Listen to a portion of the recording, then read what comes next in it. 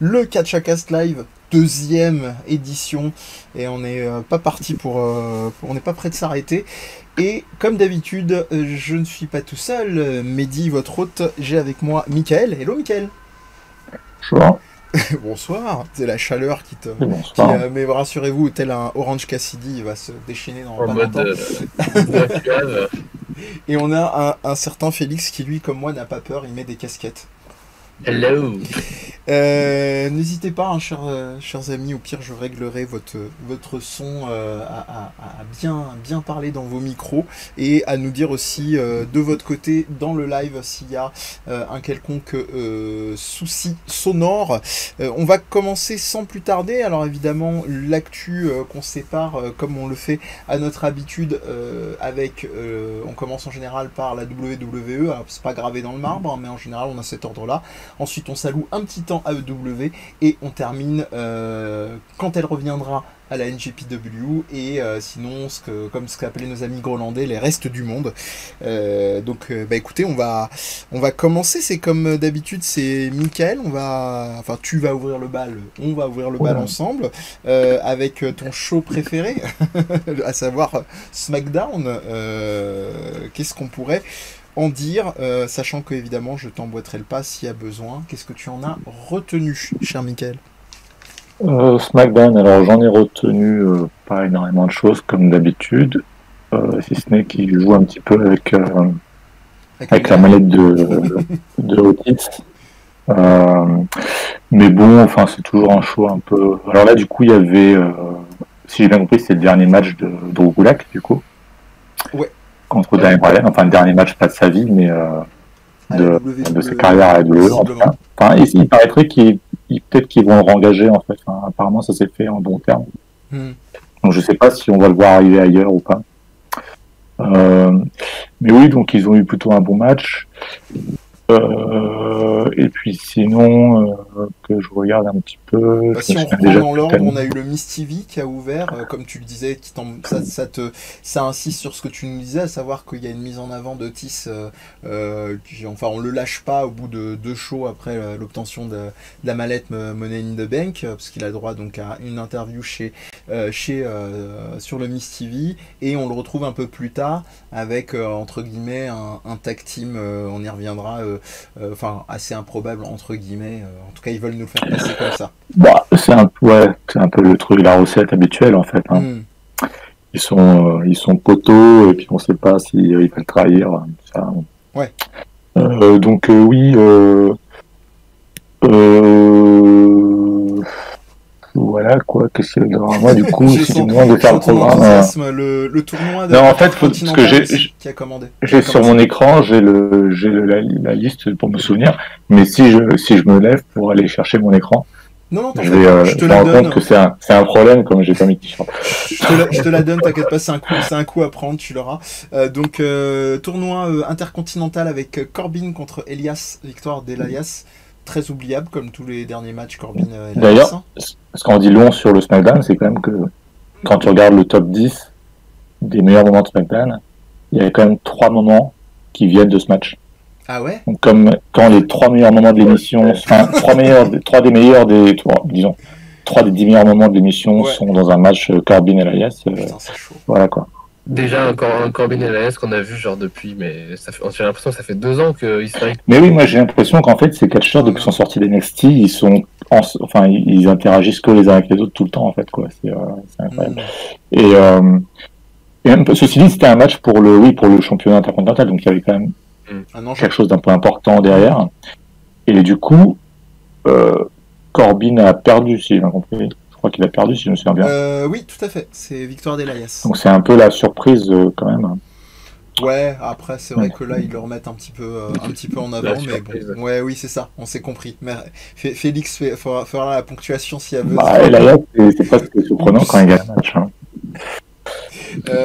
Ensuite, on continue avec Otis, comme j'annonçais, qui négocie un tag incroyable avec le champion de SmackDown. Enfin, même pas le champion SmackDown, pardon, le champion Universal Champion, à savoir donc Braun Strowman. Voilà, à base de non pas de Popovo, mais tu as des balls de venir négocier un match en tag team, enfin de venir me chercher comme partenaire alors que tu as le Money in the Bank et que je suis le champion. Donc voilà, bon, petit segment. Tu m'arrêtes, hein, Michael, si tu as des choses. Et le tease un peu à la fin, enfin, en fait, on est censé, parce que le problème toujours avec le Money in the Bank, c'est quand on donne ça à un face, c'est toujours un peu problématique. D'ailleurs, Braun Strowman l'avait l'année dernière, si je dis pas de... ou il y a 2 ans, je sais plus. Parce que le problème, c'est que c'est quand même un peu la triche d'utiliser son Money in the Bank. Alors, quand on est un face, on n'est pas censé tricher.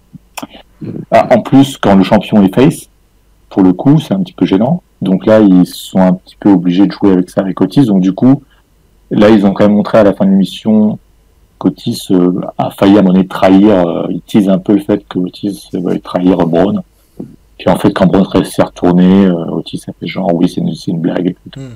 Mais du coup, ils sont un peu obligés d'être un peu ambigus sur le positionnement d'Otis, parce que sinon, ça marche pas, quoi. Et puis en plus, tu disais que le champion, il était face. Mais non seulement ça, mais en plus, c'est Braun Strowman, quoi. C'est genre une montagne de muscles. Le mec qui est censé être imbattable, un peu, enfin, Mais ceci dit, à ce niveau-là, par contre, c'est bien que le Money in the Bank soit à SmackDown, parce que en général, tu as besoin du Money in the Bank quand justement tu as un champion un peu indélogeable que tu veux protéger, qui a l'air hyper fort. Et là, que c'est parfait pour que quelqu'un lui prenne son titre. En fait, ce Money in the Bank, moi, je me disais, en gros, il est parfait pour s'ils veulent plus que Braun Strowman soit champion, ça sert à ça, quoi. Je veux dire. Enfin, voilà. Donc ça, c'est plutôt futé. Après, bon, le donner à Otis. Encore une fois, il y a plein de gens qui pensaient que Otis le ferait voler par un heel, en fait. Il y a le choix. Hein. Ou n'importe qui. Est-ce que Cashin s'est trompé, aurait dit Thierry Hardis. Vu que tu disais que normalement c'est pas un truc de face. Après on arrive à Naomi contre Dana Brooks. Victoire de Dana Brooks, surprenante. Pareil, hein, on est un peu dans les mêmes délires de. Je vais laisser Félix mettre la ponctuation de surprise. Et en l'occurrence, là, c'est pour un push de Dana Brooks, bon, qu'on sait qui, objectivement, sauf très grosse surprise, va pas mener à grand chose. Et moi, je suis un peu désolé pour Naomi qui n'en finit plus de revenir et de se faire casser les dents. En plus, j'étais super hypé parce que l'entrée, comme d'hab, était très sympa. Sa nouvelle coupe était géniale, elle était hyper classe, comme souvent. Hein, on salue Volodia qui elle aussi est super fan de Naomi. Et je suis un peu bon. Elle a pas de quoi genre tutoyer les Shayna Baszler et compagnie, mais bon, je trouve toujours que c'est un gâchis Naomi en règle générale. Enfin bon, voilà. Je sais pas ce que t'en as pensé, si tu as même regardé vaguement. J'ai regardé vaguement, mais en tout cas, je pense que t'es pas le seul à penser ça de Naomi. Oui, moi j'entends toujours beaucoup de bien de Naomi. Les gens sont assez tristes qu'elle soit pas. Félix, il va falloir augmenter le volume de ton micro, parce qu'on t'entend vaguement sur 5, je disais. Ouais. Et bon, bah tu n'hésites pas à m'interrompre, hein, Michael, Félix aussi. Je continue.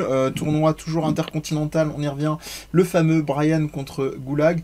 Je regarde le reste de la carte, je crois que c'est ce qu'il y avait de plus intéressant de la soirée. Hein. Je pense très clairement.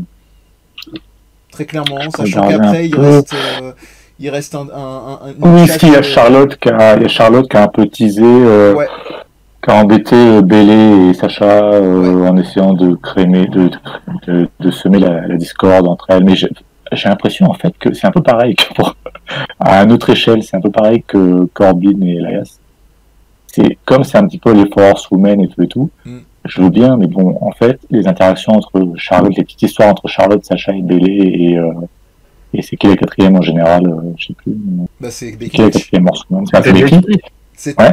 Alors Becky est un petit peu à part, mais ces trois-là, genre, ça fait un peu des années qu'elles ont les petits trucs, on est copines, on n'est pas copines. à force, ça tourne un peu en rond et surtout Sasha Banks. Surtout Sasha Banks, parce que autant Bayley a eu, même si on n'est pas fan, que ce soit de sa coupe de cheveux ou de son heel turn, il y a eu quelque chose qui s'est maintenu quand même, que ce soit dans le titre ou dans sa constance. Autant Sasha Banks, elle a aussi eu tout un moment où on savait pas trop est-ce qu'elle faisait la gueule au niveau de la WWE, est-ce qu'elle faisait sa diva. Donc on était un peu dans un truc très, très inconstant, alors que de base c'était déjà quand même assez mineur, pour pas dire médiocre, comme proposition. Donc ouais, c'est très très particulier, mais Charlotte est impressionnante, hein, je vous le disais en off, on en pense ce qu'on veut, même si je suis pas... moi je suis pas hypé, mais en termes de talent pur, d'athlétisme et de charisme, elle fait tout, quoi. Il manque plus qu'elle fasse le café, comme on dit, et c'est parfait, quoi. Elle est partout, en plus elle est sur les doubles fronts parce qu'elle est championne NXT, on en reparlera après, donc voilà. Ouais, mais elle est un peu, je crois qu'elle va fatiguer les gens assez vite, là. On l'a un peu partout en version, ça commence à faire un peu beaucoup. Déjà que, bon, en général, elle n'est pas forcément hyper populaire parce que les gens ont l'impression que elle est vachement favorisée, même si c'est oui, bien sûr, une très très grande catcheuse, mais elle est quand même vachement favorisée. Donc là, le fait qu'elle soit dans les 3 émissions, ça fait un petit peu quand même. Ça fait un peu beaucoup. Ça commence à se voir, comme on dit. Brian, donc Daniel Bryan contre Goulag, Goulag, victoire de Daniel Bryan par soumission. Voilà. Est-ce que, comme je te disais, est-ce que tu es d'accord avec ça, Michael? Je pense que c'était ce qu'il y avait de vraiment intéressant de la soirée, quoi. Oui, il n'y avait rien d'autre, hein. Je pense que là, on a fait le tour. Hein. Ouais. Déjà qu'il n'y a pas grand-chose dans l'émission. En plus, comme c'est des émissions sans public et tout, parfois on se demande comment... je sais pas, comment il peut y avoir encore des gens qui regardent, quoi, tellement c'est vite parfois. C'est vrai que ça fait un peu... Et à SmackDown, le roster est vraiment... il n'y a pas grand-chose, quoi. Non, et puis en plus c'est mal exploité, il pourrait y avoir quelques moments de grâce, mais histoire d'être exhaustif, et je pense qu'on va très vite passer à Raw, sauf réaction. Donc Sonya Deville qui fait un speech à l'intention de Mandy Rose, avec Ziggler en mode posing derrière, et puis le tag team qu'on annonçait, qui est quand même le main event. Otis Brand contre Miz et Morrison pour un match sans titre, mais gagné donc par Otis et Brand, quoi. Voilà. Next.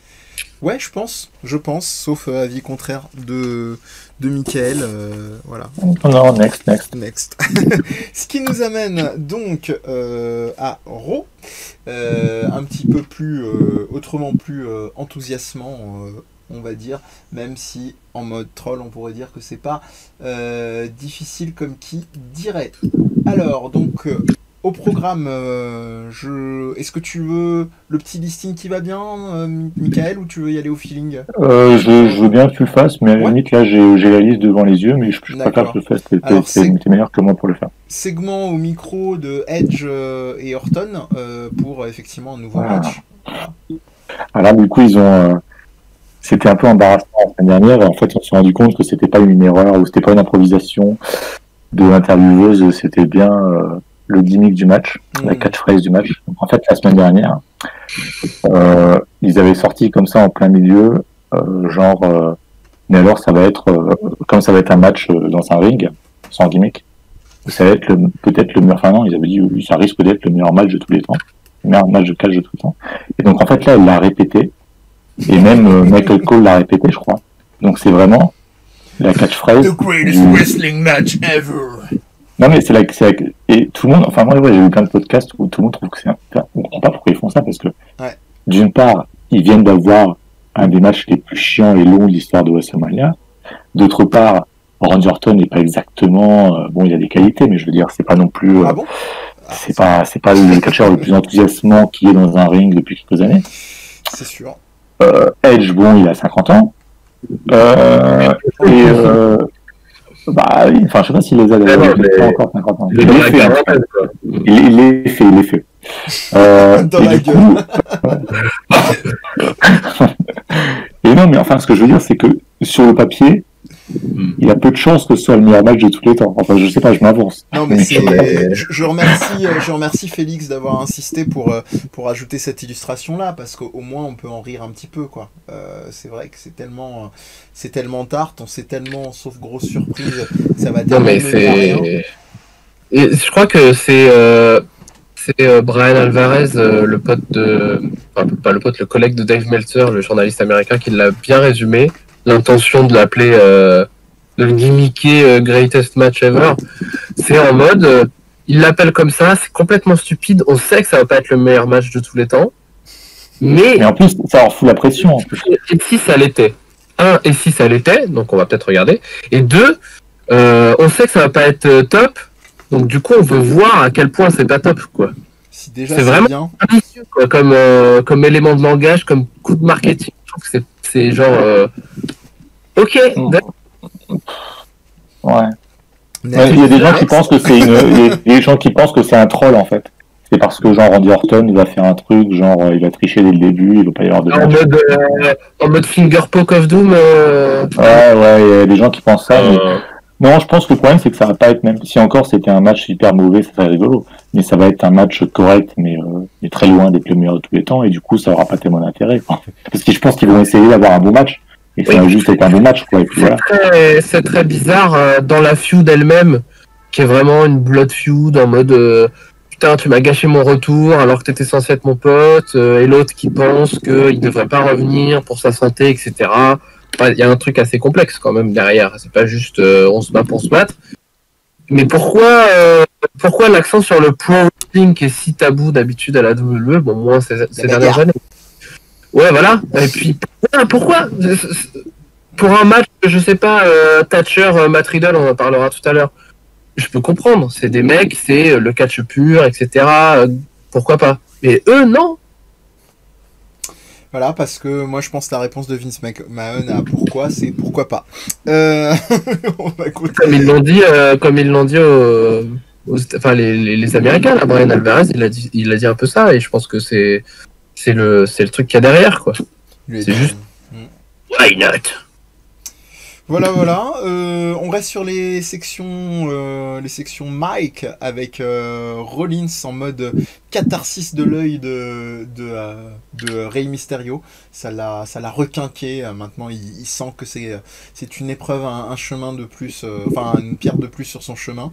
Et donc voilà. Et on se retrouve avec effectivement Buddy qui va se battre contre un certain Corbin King. I'm not your buddy guy. Si je ne dis pas de bêtises, Michael. Non, attends, il y a... J'ai manqué quelque chose. T'as dit quoi en fait? T'as dit Buddy Murphy contre... Section micro de Rollins et Buddy Murphy contre... Attends, j'ai peur de m'en mêler les pinceaux. Parce que moi j'ai Buddy Murphy contre Cario en fait, normalement il y avait. C'est ça, non, c'est ça. Excuse-moi, attends pour moi.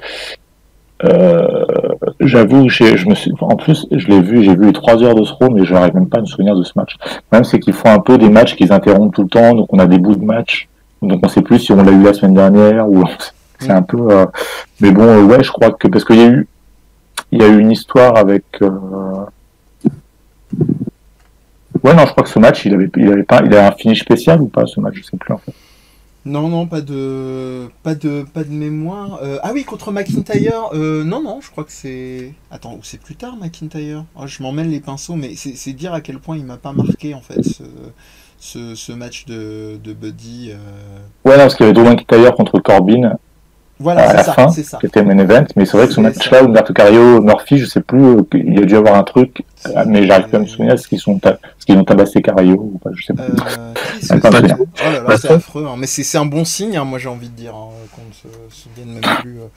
Mais bon, c'est pas grave si Félix, à la limite, si tu as l'occasion avec tes doigts de fée, de nous retrouver ça, ce serait parfait, histoire de rester carré jusqu'au bout.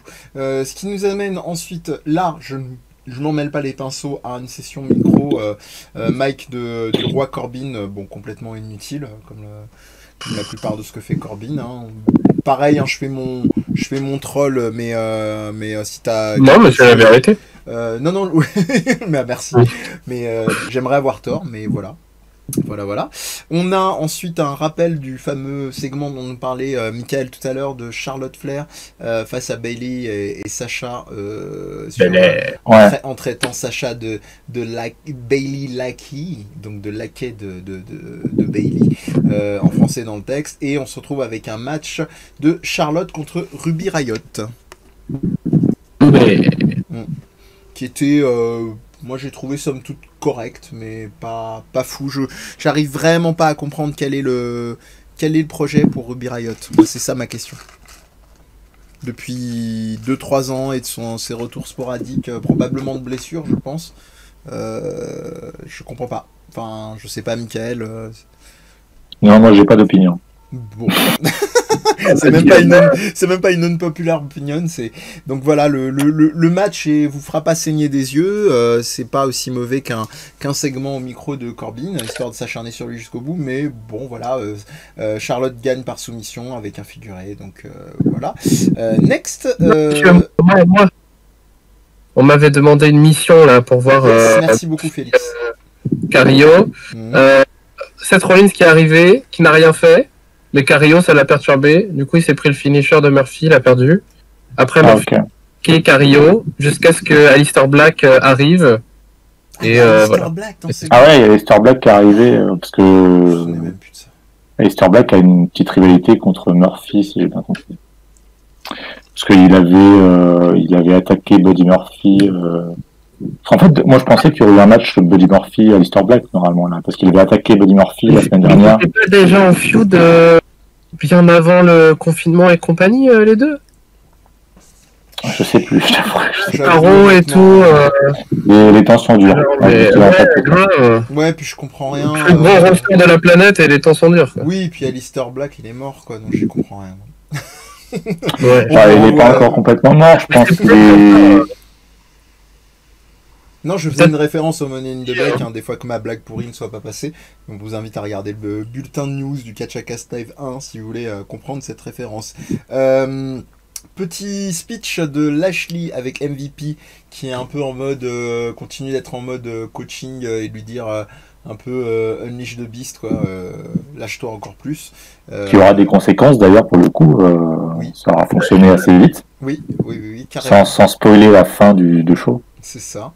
Donc c'était quoi le truc when Lashley frees when is Lashley is gonna free Lashley, enfin je sais plus, une connerie comme ça de MVP, ce qui nous amène à le tournoi de lancer. Tu notes des citations des catcheurs. T'as vu ça? Je suis impressionné. Ce qui nous amène donc au tournoi du Puy du Fou, concours de lancer de hache entre les Street Profits et les Viking Raiders après le match de basket. Voilà, on se croirait au Canada, histoire d'eux. Pour ceux qui sont pas au courant, il y a des spots de lancer de hache au Canada. C'est un peu comme les Battling Center au Japon, on peut s'entraîner à faire des swings de baseball. Voilà, bon, qu'est-ce que je peux dire à part que il y a un des deux Viking Raiders dont le nom me désintéresse tellement qu'il se fait brancher par une fliquette. Voilà, bon, c'est session malaise, c'est rigolard pour les enfants et... D'où elle venait la fliquette? D'où elle venait cette fliquette? Parce qu'à un moment, en fait, ils font de la merde avec les haches et donc ils appellent les flics et vous aurez pu tuer des gens. Voilà. On continue. On donne du rythme. Kairi et Asuka qui sont en mode... celebration. Avec quand même le meilleur moment de catch de la semaine, selon les gens, qui est Kairi Sane qui joue. Alors, qui joue pas de la flûte apparemment, plutôt du pipeau ou je sais pas. Alors avant le pipeau, tu as quand même oublié, c'est parce que je te l'ai pas dit, je suis pas un bon pote. Il y a Nia Jax qui arrive pour la calmer sur le ring et elle se prend un magnifique Hermika pour les fans de Street Fighter ou un. Oui, mais en plus elle joue avant, je pense qu'elle joue dès le début du pipeau. Elle jouait sur le ring aussi. Alors je sais que. Oui, elle est arrivée en jouant, c'est son nouveau gimmick. Kairi Sane joue du pipeau tout le temps. Oh, putain. Non, mais elle joue super bien. Non, parce qu'en fait, non. Comme ça, théoriquement, ça a l'air mauvais.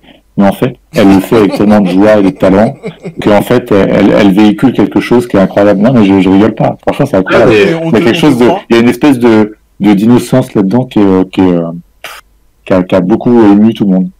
Il y avait le koto, il y avait le shamisen, il y avait plein d'instruments japonais merveilleux, mais non.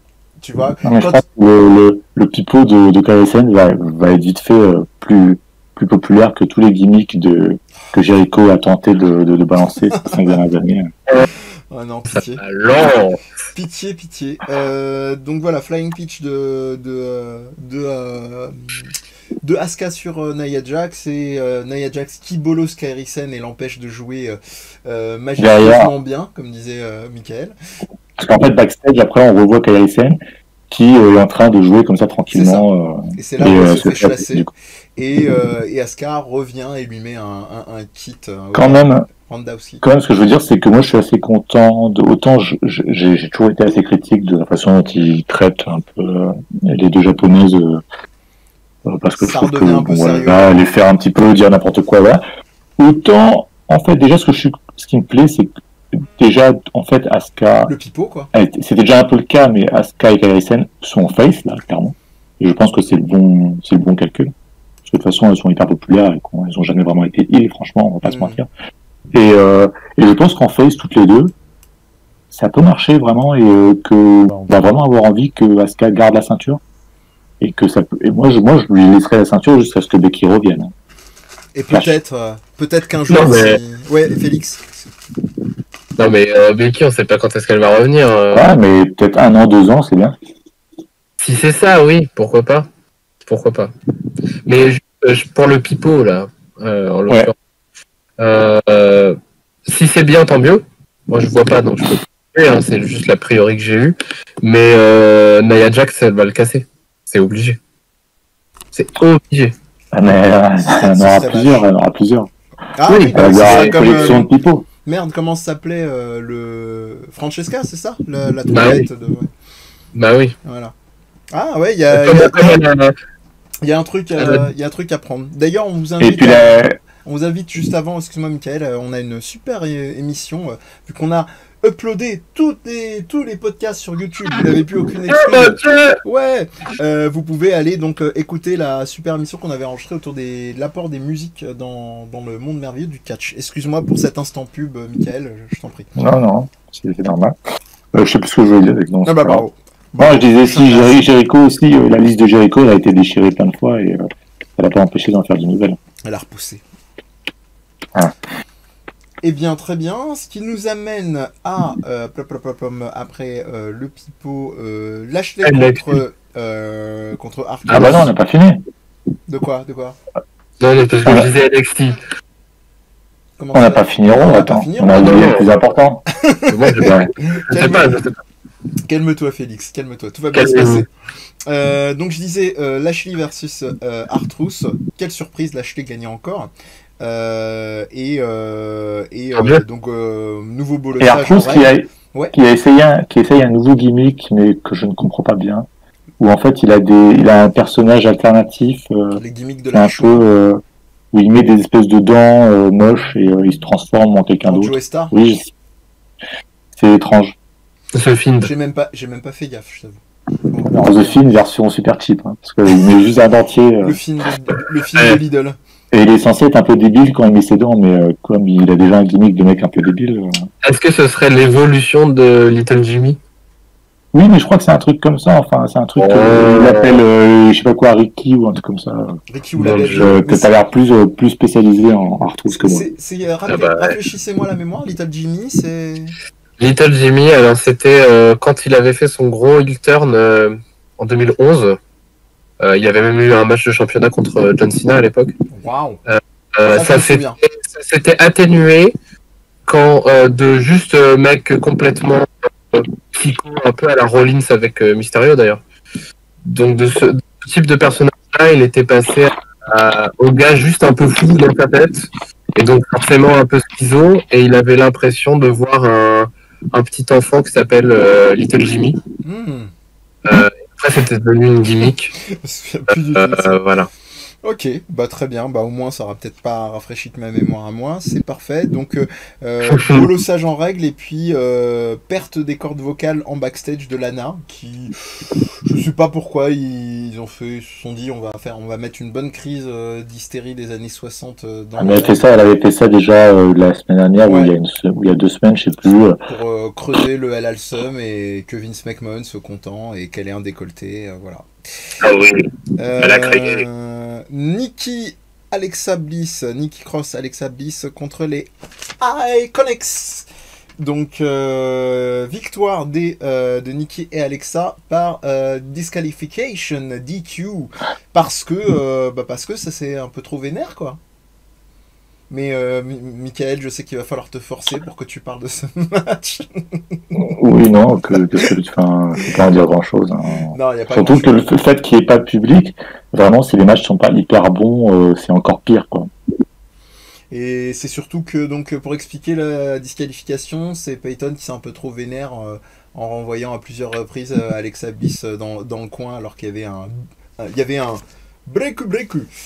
Et en l'occurrence, vous avez vu ce sens de l'animation. Et en l'occurrence, après, on a un segment backstage qui, par contre, est en train de faire, de rendre fébrile de joie et d'angoisse un certain Jérôme qu'on salue, dans le sens où Billy a mis une grosse teutard, une grosse torgnole à sa copine Peyton parce que tu nous as fait perdre notre title shot et elle a raison. Ça, j'ai vu. Donc voilà. Donc on verra. C'est un des seuls trucs de Raw que j'ai vu, Ouais. d'ailleurs. Parce que je traînais tellement sur Twitter Ça doit être dans le top 10. Histoire de faire plaisir à le top 10. le top 10. Je crois pas. Qu'est-ce qu'il nous reste ensuite? Ah oui, Shayna Baszler contre What do you want, Natalie? To drink and fight. Non, rien à voir.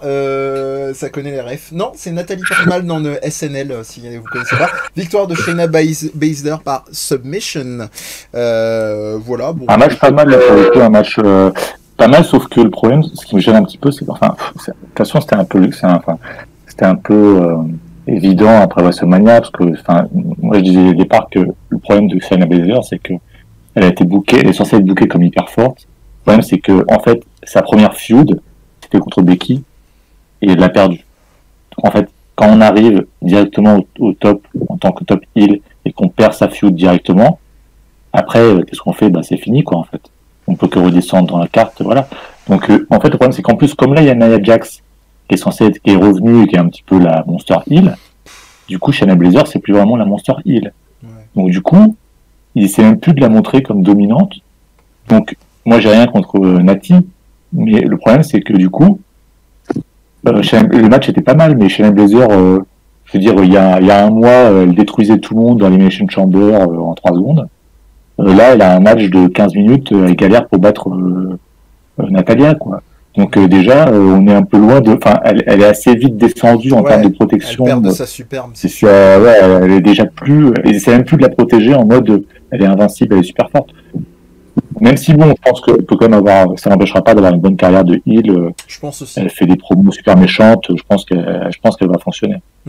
Non, là-dessus, je m'en fais pas trop pour elle s'il gâte pas la sauce, on va dire, n'importe comment, mais j'ai pas grand-chose d'autre à rajouter. Je suis tout à fait d'accord avec toi. Moi, j'ai vraiment revu, après ton commentaire de la semaine dernière, sa promo très crado, hein, mais qui marche diablement hein, sur l'horloge biologique. C'était une promo presque digne de Jim Cornette. Bah oui. Oh putain, quelle horreur. Mais sauf que Shayna a le droit. Elle a le droit. Quand elle le fait, c'est drôle. Bah oui, c'est Un peu Jim un Cornette. personnage. Cornette, Voilà. c'est complètement Oui, un et puis connard. c'est une femme aussi. C'est une femme aussi. Bon. Oui, bon après ça, je trouve que c'est un passe-droit un peu facile, mais là, on est vraiment dans des personnages, c'est pas des. Disons qu'on la croit. Enfin, on sait qu'elle est pas sincère quand elle le dit, quoi. Enfin, que c'est un personnage et que voilà. Que Jim Cornette, bon. En tout cas, de quoi. Et attention, là, je prends des précautions parce que je pense que Michael s'est senti mal. À quel niveau? Natalia de colère a foutu en l'air le ring, Alors moi, je me suis dit, de Kevin. bon, Kevin Owens va avoir une feud contre Natalia, pourquoi pas? Ça peut être intéressant. Il a eu des feuds intéressantes contre des femmes quand il était à la Ring of Honor. Dis donc, t'as eu ça où? Ça sonne non plus. Mais en plus, version Ring of Honor. Eh bah ouais, carrément. Ils font toujours leur... Ils savent pas faire les gros en figurine, en fait. Ouais. Non, c'est vrai, il est tout bien. Ou alors, Ils lui font des bras hyper musclés. et Ou tout, alors tu ils vois. veulent pas faire des gros en figurines, c'est autre chose. Ah ouais, non, mais il a des bras de Scott Steiner, hein, c'est un Ouais. truc de fou. Carrément. Faut que tu lui rajoutes You're du fat coton à l'intérieur. You fat You fat! Donc oui, elle casse, elle est pas contente. Alors visiblement, il va y avoir peut-être un lutteur italien, mais bon, on s'en fout un peu. Ça va être Et difficile non, mais arrête de me. de me déconcentrer. Avec le beau Kevin. Et donc du coup, ce qui est un petit peu dommage quand même, c'est que c'est le retour de Kevin Owens. Alors, ce qui est un peu terrible là-dedans, c'est que. Alors je pense qu'il y a une raison, à ça, mais c'est quand même un peu choquant que Kevin Owens qui a battu 2 fois Rollins à WrestleMania quand même, et que c'est un peu, qui a quand même un peu une grosse star. Revient, genre ils l'ont même pas annoncé la semaine dernière, il revient, ils l'ont juste annoncé là, dans l'émission, genre ah ben en fait il y a Kevin Owens qui revient tout à l'heure. C'est leur bitch, Kevin Owens. Oui non, je peux mais non, je pense que le truc, non, je pense que la vraie raison, c'est que je pense que comme en fait il avait une blessure à la cheville et qu'il devait faire des X-rays, à mon avis, il est revenu, mais il savait pas trop si il devait faire ses examens, donc il savait pas trop s'il pouvait l'utiliser ou pas. Et je pense que là, ce rôle-là, c'était un peu en mode ah bah merde, t'es là, mais en fait, on n'a rien pour toi en fait, parce que bah voilà. Donc en fait, ils l'ont foutu dans un segment du coup où on se demande un peu ce qu'il fout là, parce qu'à la base, il lance une rivalité entre eux en fait. Donc, je suis incapable de me souvenir de son nom à chaque fois, c'est horrible, je peux pas me souvenir du nom de ce catcheur. Kevin Owens. Non, mais l'autre. Quel autre? Bah, celui qui va avoir un match contre Andrade la semaine prochaine. Ah oui, Austin Theory. Mais non. J'aime bien. Ouf. Il y a un match en équipe. Oui, attends, c'est qui il y a un match en équipe Owens et oui. Owens c'est ce mec. Bon, attends, je vais regarder parce que. Non, je l'aime, monsieur, je Rey l'aime. Mysterio. Mais non, mais vous suivez rien. Bon. Mais si, en plus, je l'ai dans mes notes. Voilà, c'est Apollo Crews. Je peux pas me souvenir du nom d'Apollo Crews parce que Apollo c'est pas un nom, donc je sais pas. À chaque fois, j'arrive pas à me souvenir de son nom. Apollo, c'est pas un nom, c'est une fusée. En fait, l'idée, c'est que Apollo Crews est censé avoir une petite feud contre Andrade. Donc là, il fallait que ce soit en équipe contre Andrade et Garza. Et la semaine prochaine, il va avoir un match contre. En fait, c'est aussi le retour d'Apollo, apparemment, qui n'était pas là ces dernières semaines. Et voilà. Et donc, au final, Kevin Owens était juste là pour faire son Kevin Owens Show, pour introduire un petit peu ce truc. Mais en fait, il a même pas. Même si je pense que Kevin Owens va éventuellement finir par prendre la ceinture d'Andrade, ce qui semblerait assez logique, bah, je pense. Il faut bien lui donner une ceinture un jour. C'est un peu 3 ans qu'il n'en a pas eu. Donc, mais du coup. Là, il était un peu là en mode subtilement je reviens, mais en fait il n'y a rien de vraiment prévu pour moi. Voilà. Donc du coup c'était un peu bizarre. Ceci dit, le match en plus hyper court. Tous les matchs étaient extrêmement courts. Alors ils ont essayé un truc apparemment dans cette émission, c'est que en fait les matchs n'étaient pas trop interrompus par la pub. Mais en fait la technique pour que ce soit pas interrompu par la pub, c'est qu'ils faisaient tous 5 minutes. Donc en même temps c'est pas terrible. Ouais, on avait parlé de ça, matchs très très courts. Hein. On avait parlé, c'était assez problématique il y a quelques numéros. On va un petit peu accélérer pour terminer la section WWE dans les temps. On en arrive, c'est très bien, t'as anticipé, et excuse-moi de mettre emmêlé les pinceaux, mais on a la Latina Connection, plus Austin Theory, contre KO, donc comme tu l'as très bien dit, et Apollo Crews, qui va se battre contre Angel Theory et comment ça s'appelle, Angel Garcia. Angel Garza et Austin Theory, merci. Et victoire donc de KO et Apollo Crews. Et c'est surtout, ça va amener un bolossage de Austin Theory, parce que Austin Theory va un peu se mêler les pinceaux, mettre un coup à Angel. Et donc il va être rejeté de la Latinite. En même temps, il n'était pas latino, donc ça tombe bien. Ouais, sur sa pandéonée, quoi. Et il est rejeté de la plus belle des manières par la belle Zelina. Donc voilà. Continuons. Bah voilà, c'est pour ça que je me suis emmêlé les pinceaux. C'est là qu'il arrive, Aleister Black contre Murphy. Ah oui, en fait, il y avait vraiment le match Aleister Black Murphy. Et le premier match Cario Murphy, c'était improvisé en fait. Voilà. Disqualification de Murphy, et on a pourquoi, me direz-vous, parce que Seth Rollins Reservoir Dogs a décidé d'embrigader dans son équipe d'Illuminados le jeune Austin Theory fraîchement trahi, et lui dire tu vois le mec là-bas, attaque, voilà. Et... À savoir qu'ils ont récupéré, ils ont refait exactement la même chose qu'ils avaient fait avec Buddy Murphy, c'est-à-dire que Buddy Murphy s'était fait tabasser aussi dans un match précédent, et Rollins l'avait ramassé, en fait, c'est son truc à Rollins, il ramasse les catcheurs blessés sur le côté, et il en fait un petit peu des apôtres, mais sauf que, en plus, Austin Theory est tellement, on a tellement l'air d'un espèce de robot sans âme que du coup, ça fonctionne assez bien. Carrément. J'ai une petite remarque qui peut-être n'aura pas de débat. Pour moi, Buddy Murphy, ça devient un peu le nouveau Ziggler. J'ai l'impression qu'il fait que des matchs, il fait plein de matchs. Genre là, c'est pas la première fois qu'il fait 2 matchs en une soirée, j'ai l'impression. Et c'est genre le mec qui bump, qui est super athlétique, mais qui a moins de personnage. Ouais, mais je trouve que c'est pire parce qu'il a même pas l'instant micro, quoi. On peut aussi dire ça de Cario, par exemple. Enfin, en fait, tous les mecs un peu. Puis, tous les cruiserweights, quoi. Plus inexistentiel, je trouve que Buddy, au moins, il a une vraie position de mid-card. Oui. Cario, il serait pas là. Oui. On continue. Pour moi, c'est un peu l'équivalent. L'équivalent de qui? Bah, Murphy et Cario, il y en a un qui est heel et un qui est face, mais ils sont un peu dans la même position au niveau du roster. En fait. Ils sont aussi loin d'une ceinture l'un et l'autre que. D'accord. Donc, on sent l'enthousiasme palpable dans, dans votre intérêt pour nos chers amis. Donc, comme je le disais, Austin Theory qui rejoint la connection, la Reservoir Dogs connection avec Seth Rollins et Murphy. Ce qui nous amène donc à le fameux push donc d'Apollo Crews pour un titre US, comme on le disait tout à l'heure. Et on a Drew McIntyre qui arrive et qui invite le public à s'ambiancer. C'est très très drôle parce que la dernière fois on disait justement qu'il avait un peu du mal, qu'il avait annoncé que c'était un peu galère pour lui de faire fake dans le sens où il n'y a pas de public. Mais là voilà, il est en mode regard caméra et il fait allez c'est pour moi. Drew McIntyre contre Corbin. Intervention de MVP et MVP Shelley, donc Lashley, et ils viennent simplement en fait ils posent leurs jalons quoi. Mec, fais ton match, mais la semaine prochaine tu fights contre mon poulain quoi. Donc voilà.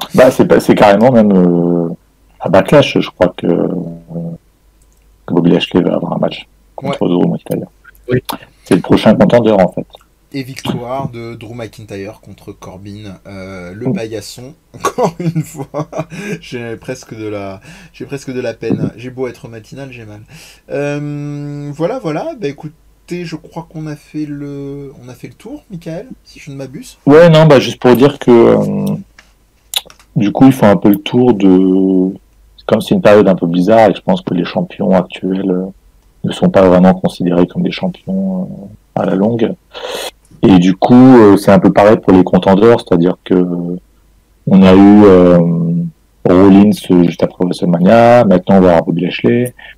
On pourrait très bien avoir dans un mois Jinder Mahal, que ça changerait pas grand. Enfin, je veux dire là, ils vont un peu faire tout le monde va y passer en fait, parce qu'il y a un roster qui est tellement maigre. Après, ils peuvent aussi avoir des contenders peut-être un peu plus sérieux, du genre il pourrait avoir Randy Orton ou Eddie Styles en heel. Mais ouais, c'est un peu tout est un filler quoi. C'est un peu l'impression que ça donne en ce moment, c'est que tout est un filler, tout est là pour on dit remplissage pour parler en français. Pas très enthousiasmant en tout cas. On continue de donner du rythme parce qu'on a beaucoup de choses encore. Exactement. Félix est là pour nous ambiancer et annonce donc du main event, à savoir Matt Riddle contre Timothy Thatcher à la fin de ce en tout cas quand je dis annonce à venir de fameux cage fight qui sera annoncé effectivement pour le show suivant. Donc on ouvre plutôt sur les chapeaux de roue parce qu'on a un Karrion Kross qui vient squasher, on n'a même pas affiché son nom, c'est honteux.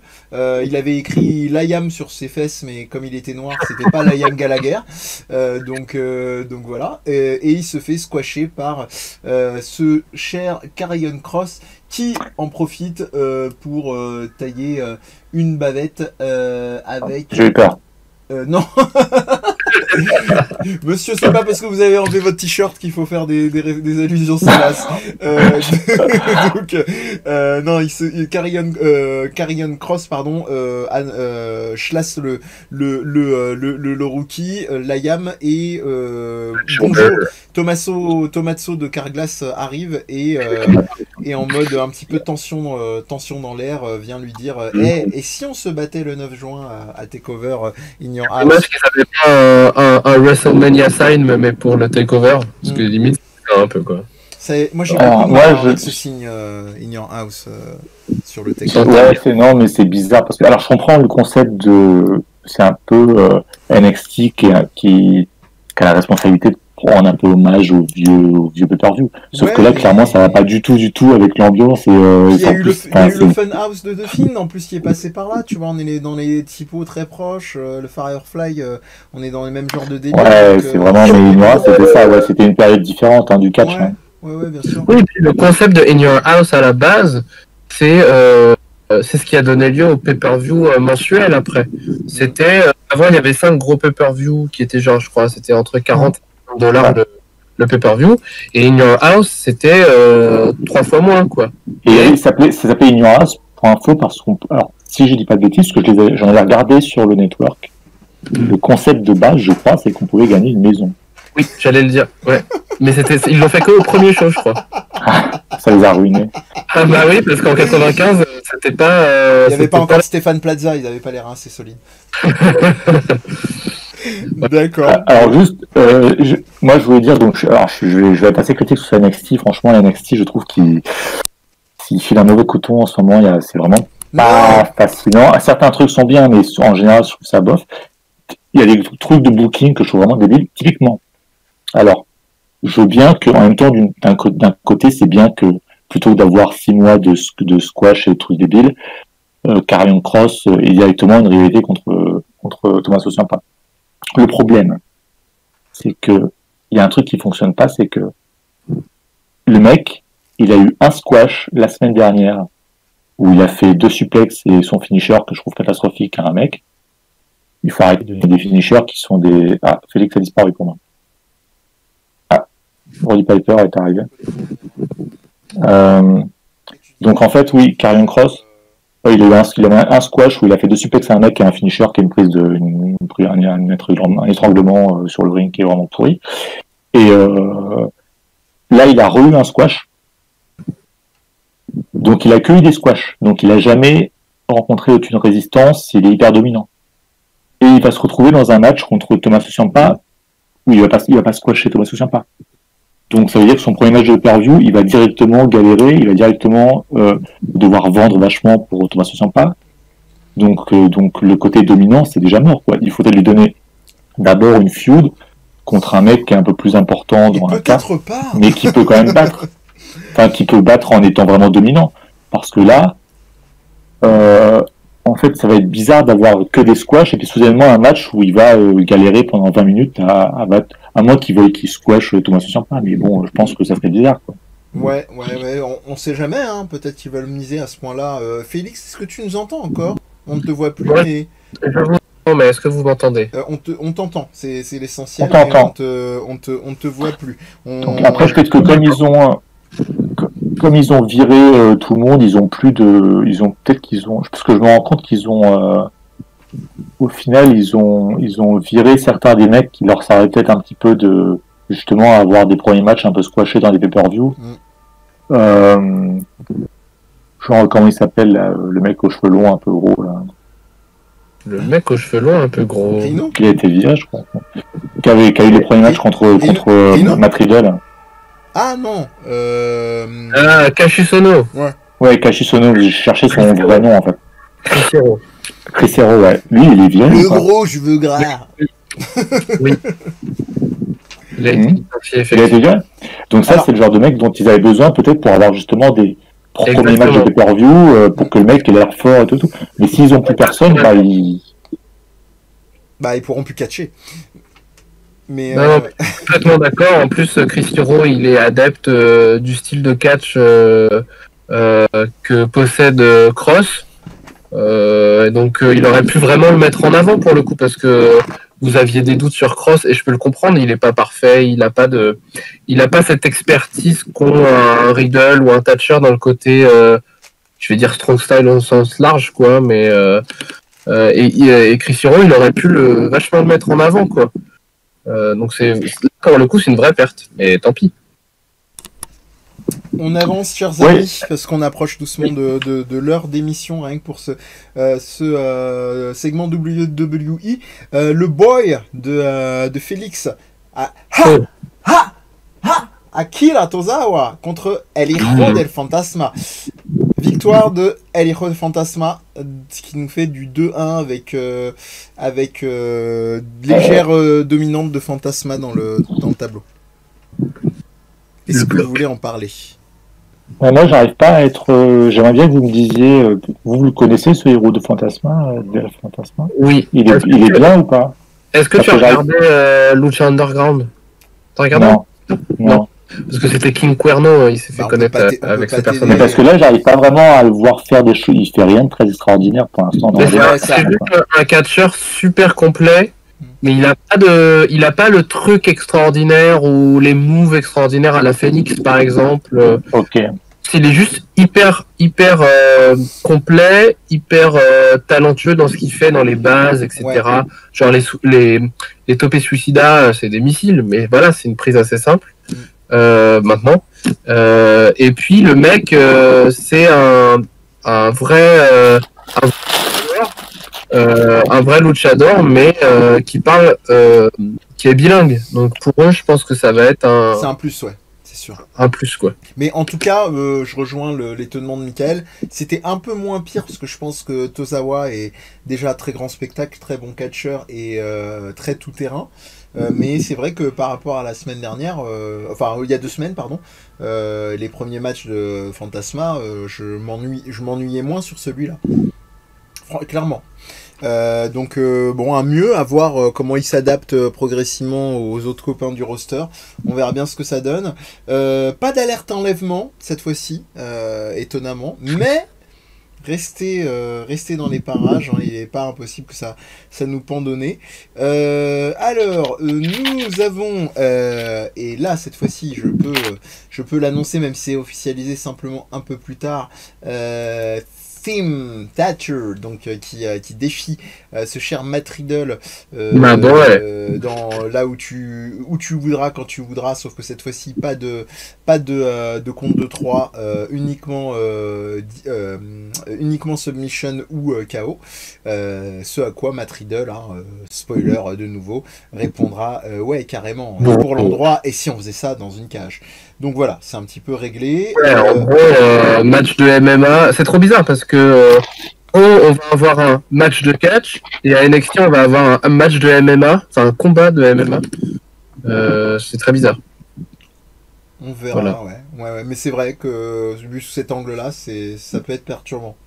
Ensuite, promo de l'autre cœur noir, Shotzi. La fameuse donzelle aux yeux verts. Voilà, promo bizarre. En fait, c'est tout dans le pur jus californien. Tout ce que je déteste, c'est du comment ça s'appelle, un peu ambiance. C'est du Red Hot Chili Peppers pas maîtrisé. Voilà, tout ce que j'aime pas. Avec, je vais vous chasser. Le côté positif, c'est que bon, ils mettent les moyens, quoi. Je veux dire, ils essaient de lui donner un personnage. Merci de préciser, Michael, parce qu'elle est vraiment sur un tank. C'est ça le truc quand même. Et voilà, bon petit blabla. Mon père était un biker, c'était un ouf, il m'a fait découvrir le rock, blabli blabla. Next, sauf si vous avez une objection. Miyaim contre Santana Garrett squash. Miyaim wins the game. Et ça nous amène les Gargaret, donc Gargano et Candice Ray. Et là, je vous donne déjà le résultat et je commente après. Elle commence à se faire un peu emmerder par Gargano. J'ai même eu un très vague espoir à un moment, vu comment Gargano l'a titillé, qu'elle allait avoir un peu du vrai intergender. Mais elle lui a donné un petit coup quand même. Ouais. Elle l'a fait tomber des cordes. Non, elle lui a donné. Je pensais que lui allait rétorquer. Mais on a fini. on est sur une chaîne nationale, donc c'est mort. Et finalement, elle commence à se faire un peu chlasser, alors qu'arrive Limitless Keith Lee, qui va venir l'aider et voilà, qui pose une alliance à venir. Et personnellement, ça m'emmerde. Ça m'emmerde très fortement parce que il y a un coup vraiment alliance forcée pour servir un peu quelque chose en mode versus au Gargarel, hein, et ça me gonfle moi personnellement cette alliance. Aussi parce Oui, que mais je pense que la finalité c'est Gargano Kisly. Ce sera pas un match en équipe. non mais je pense. Rien que la façon dont ça a amené, ça m'emmerde. Donc Félix, on a définitivement perdu ta cam. Oui. Ah zut, tant pis. Elle est partie, elle ne revient pas. Les gens sont tristes, on reçoit des appels du monde entier. Ça arrête pas, c'est vrai. Sur le chat, je te raconte pas là. Il y a eu 56 ans de follow depuis. Voilà, je sais pas, tu l'as vu toi du coup ce match, Félix Pardon. Non, pas du tout. Pas du tout. Bon bah Mickaël, je t'en prie, si tu voulais rajouter. Non, moi j'ai rien d'autre à rajouter, il n'y a pas grand chose d'autre à dire. Moi ce que j'attends c'est. Je suis très enthousiaste pour Gargano Kisly. Ouais. Après j'aime bien moi le couple Candice LeRae Gargano. Ça marche. Ouais. Même si leurs promos à table sont un peu interminables. Ouais. Mais moi je pense que ça peut aller loin. Je pense qu'ils peuvent aller jusqu'à avoir le titre tous les deux parce qu'ils aiment bien ce genre de truc à rigoler. Donc ce serait assez rigolo que. Oui. Et je vous ai dit, ça va être comme Triple H chez Stéphanie, quoi. Ça va finir comme ça. C'est obligé. Et puis peut-être que je me trompe rapidement, mais moi je vois bien à terme un Scarlett Carrion qui vienne se greffer à ça, quoi. On verra. Mickaël est moyen chaud. Qu'est-ce que j'oublie? Cameron Grimes avec une promo qui crie sa joie d'avoir gagné contre Finn Balor. Drake Maverick qui se motive pour battre le boy de Félix Kushida. Ce qui nous amène à ma petite section préférée, Roderick Strong contre Dexter. Fais dodo, colle à mon petit frère Loomis. J'ai beaucoup aimé ce match dans sa globalité. Non, Mickaël fait de ouf. Moi j'ai adoré. J'ai du mal avec Dexter Loomis. Ah non, mais moi plus ça avance, plus ouais, je suis très chaud. C'est un boy en devenir là. Ouais. Alors moi j'ai eu un souci, j'ai eu quand même 2 soucis dans ce match. Déjà le finish m'a paru complètement raté. C'est bizarre, il n'était pas dans la bonne position et il s'est replacé, il s'est mis tout seul dans une position pour se faire le tomber. Donc victoire de Roderick Strong, hein, pardon. Ouais. Et il y a un autre moment où Roderick Strong attendait dans les cordes, genre il a été dans les cordes et en fait Dexter Lumis était censé foncer avec un coup de pied, puis en fait Roderick Strong est censé faire un truc, et Roderick Strong est arrivé dans les cordes, et puis en fait Lumis venait pas, Roderick Strong a attendu pendant quelques secondes, et puis il était là genre bon bah tu viens, et il est venu mais il a fait son contre. Donc je me suis dit Dexter Lumis je sais pas, il avait du mal dans ce match-là, j'ai l'impression. Peut-être. Après, globalement, moi, et puis le fait qu'ils perdent, c'est pareil, quoi. Le mec vient non, mais après, moi, j'ai du mal avec le booking du côté. Le mec, il y a 3 semaines, c'était un espèce de serial killer qui apparaît mystérieusement dans l'ombre. Puis soudainement, depuis 1 ou 2 semaines, c'est un mec qui aide. Velvet Dream. Qui intervient d'ailleurs par la suite oui. Pour en fait, les personnages, ils ont déjà foutu le personnage, mais avant même qu'il ait le temps d'avoir du momentum, quoi. Enfin, il est déjà passé par toutes les étapes de la WWE, il est arrivé, il est dominant, il a fait son western, il a déjà perdu un match alors qu'il devrait encore être un peu protégé. Ouais, mais pas. Justement, moi je trouve que si on prend vraiment ton analyse au pied de la lettre pragmatique, t'as pas tort dans le calque que tu mets, mais le perso de Loomis, c'est pas ça. Enfin, il y a un truc insaisissable que moi je trouve assez réjouissant. Après, t'as peut-être raison, hein, ça va peut-être vraiment avoir un effet de souffler et moi-même me gonfler très très vite. Mais moi, franchement, j'aime beaucoup, quoi. Ce truc où il y a pas d'enjeu, de la même manière qu'on se posait la question pour Moxley il y a quelques temps en mode électron libre, ce que ça pourrait donner. Voilà, moi j'ai un très vague espoir, même si NXT c'est autrement plus difficile à tenir, qu'il puisse y avoir un truc comme ça pour ce Dexter Loomis ou des trucs qui vont un peu s'éclaircir. Et Puis bon, je sais pas, moi, son personnage un peu maboule comme ça marche très très bien, quoi. Il commence à kiffer se faire dégommer la tronche. C'est pas le premier, je suis d'accord, en termes de gimmick. Et puis, où il finit par être complètement insensible au coup et à faire, à caresser le front de Roderick Strong en mode berceuse, quoi. Enfin, voilà. Ouais, mais disons que, enfin, moi, la façon dont je le vis, c'est que c'est un gimmick très 90s pour moi. Vraiment gimmick presque de série télé, ou enfin, par définition, ou de film, genre vraiment le truc hyper bigger than life. Voilà. Ouais, mais Et t'as raison. normalement, la façon dont je vois les choses, t'as un gimmick comme ça, quand t'as un gimmick comme ça, tu laisses le gimmick exister pendant un certain moment, et puis après peut-être quelques mois, quelques années, quand le mec doit un peu évoluer, bon, si tu finis par un petit peu, disons, lâcher un peu le gimmick parce qu'il va devoir être, je sais pas, il va devenir pote avec un autre, donc donc il va devenir un peu plus humain parce qu'il va devoir interagir avec d'autres catcheurs et tu vas un petit peu, le gimmick va se diversifier ou se relâcher un peu, tu vois ce que je veux dire? Oui, bien sûr. Le problème, c'est que là, ça fait 2 semaines et le mec, et j'ai déjà l'impression que c'est un mec qui avait un gimmick et qui, c'est genre, ah oui, il y a toujours le gimmick, mais en même temps, il est pote avec Velveteen Dream, parce que, voilà. Enfin, c'est comme si, tu vois, je veux dire, c'est bizarre, quoi. C'est comme quand Yokozuna est devenu, était en équipe avec Owen Hart, tu vois, qu'il avait fait son face turn et tout et tout. Bon, c'est bizarre, quand même, Yokozuna, qui, soudainement, a une barbe et en équipe avec Owen Hart. Mais ça faisait quand même plusieurs années qu'on le connaissait. S'il avait fait ça, genre, il était arrivé contre Taker, et la semaine d'après, il avait une barbe et il était en équipe avec Owen Hart, ça aurait été hyper bizarre. Je sais pas si ma démonstration fonctionne, mais bon.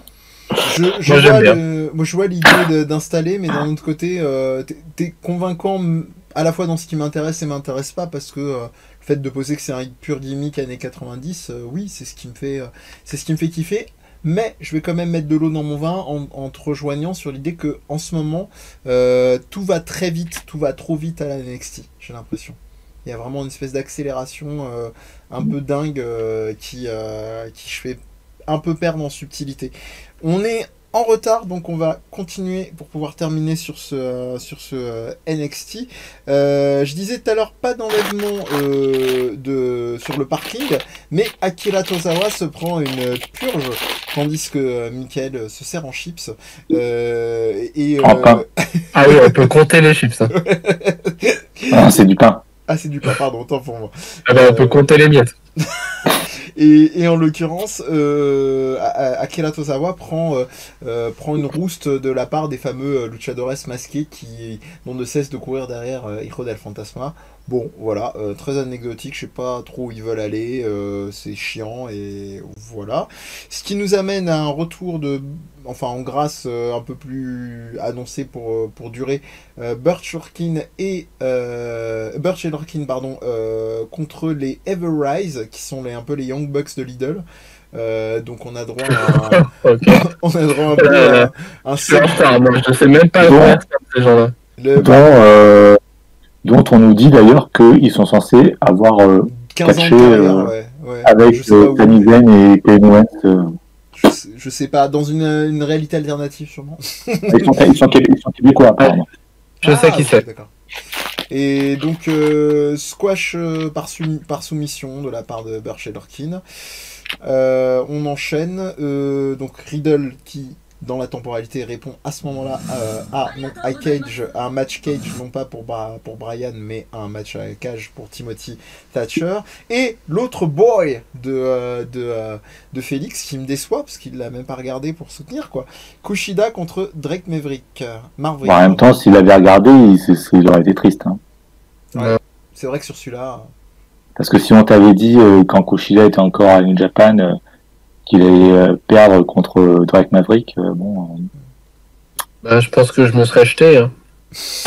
Et pourtant, t'as de l'affection pour Maverick. Bah oui. Et merci, cher Super Miku, pour le follow. Bienvenue à toi. Assez calamiteux le match. Je pense que Michael a un peu résumé. Et on a un soutien de Jake Atlas à Maverick qui vient de nulle part, moi je trouve. Franchement, en mode à côté du ring qui soutient oui. Maverick. Mais c'était pour introduire ce qui va venir la semaine prochaine, je pense. À savoir un triple threat match entre les trois pour déterminer. Voilà, du coup. Mais c'est vrai que ça n'avait pas tellement de sens. sur le coup. Je pensais qu'il allait faire hip turn, un truc comme ça. Ça m'a mais- complètement sorti, j'ai rien capté. Enfin bref. Papotage de Damian Priest de la merde, comme Corbin. Et enfin, on arrive au plat de résistance. Io Shirai contre Rhea Ripley. Ça aurait pu être le plat de résistance, mais malheureusement, bah ça c'est. Ça, c'est pas La cerise est arrivée un peu trop tôt sur le gâteau, quoi. Il Ouais. n'était pas cuit encore. C'est une très bonne métaphore. J'ai pas grand chose d'autre à rajouter. Voilà. La cerise étant sur la Charlotte aux fraises. Oh là là. Que de calembour. Donc Charlotte qui arrive et qui fait non mais vous dérangez pas pour moi. Je vais juste simplement regarder. Et puis finalement bah voilà ça s'en mêle, ça s'agite et ça commence. Bizarrement, encore un three-way, hein. Ouais. 2 fois. Hein. Moi, je suis un peu emmerdé qu'on n'arrête pas d'interrompre Yoshirai. Oui, Voilà. puis là, en plus, c'était un first time ever, deux grandes catcheuses, Ouais. 2 populaires, et puis vas-y que tu rajoutes Charlotte au milieu des fraises, là, voilà, on n'en Qui voulait les pas, sucre, quoi. d'ailleurs. Ouais, c'était Je trop. crois qu'ils ont. C'est Ils ont pas toujours la tellement. même chose, quoi. Voilà, c'est tout, c'était mon Tu coup de disais, gueule. tu disais sûr. Michael Ils ont pas tellement confiance en leur roster féminin Ouais. à NXT, clairement. Sinon, Charlotte serait pas là. C'est ça. Moi, je vais terminer avec une dernière question concernant NXT qui n'a rien à voir avec les matchs, mais ça fait longtemps qu'il y a des écrans au plafond. Comment Ça Des fait longtemps écrans. qu'il y a des écrans au plafond, des Titantron au plafond de chez NXT. Bah, tu veux dire au-dessus du ring? Ouais. Bah, je sais pas parce que est-ce qu'il continue d'enregistrer à Full Sail, auquel cas je crois pas qu'il y avait d'écran au plafond comme tu dis, Mhm. mais au Performance Center ils en ont mis. D'accord. Ou alors c'est l'inverse, je sais plus. D'accord, Oh là là, tout simplement chiant. parce que ça marche très très bien, moi je trouve. Bon, c'est aussi parce que quand je l'ai repéré, c'était celui de Yoshirai, mais voilà, c'est simplement que ça a bien marché sur moi. La dernière fois où j'avais été un peu hypé par un setting comme ça, c'était quand ils avaient commencé à tester des trucs en 3D, pas cracra, genre la vipère de Horton sur la rampe d'accès à je sais pas. Non, ça c'était WrestleMania. moche ça. Ah non, Non, moi, non, j'aimais. oh. Non, Ah j'ai bien non. aimé. Oh là là, Ah vous non. aimez rien. Putain. Et puis Ah on est en non, retard en non. plus. Donc le mec qui mélange tout. Bon bah écoutez, ça nous fait terminer ce premier segment dédié à la WWE. On va marquer un break et on continue sans interruption évidemment ou dans une deuxième portion pour ceux qui seront en replay.